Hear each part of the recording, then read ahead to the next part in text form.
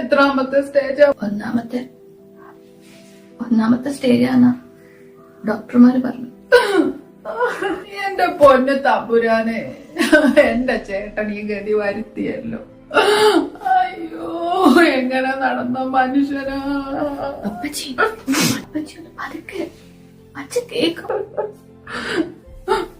അപ്പുറത്തെ ശ്യാമള ഇതേ അസുഖമായിരുന്നു.